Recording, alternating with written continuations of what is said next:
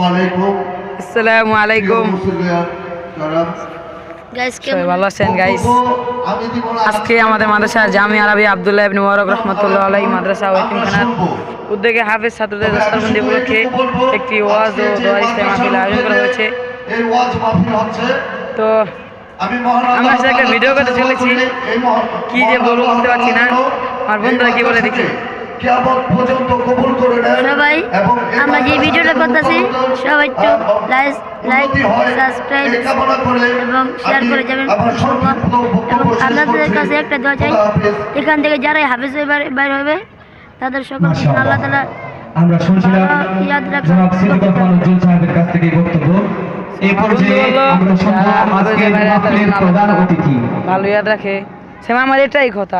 আমি নিজে এবছর এখান থেকে হাফেজ হয়েছি, আমার জন্য দোয়া করবেন যাতে ভালোভাবে ইয়াদ করতে পারি।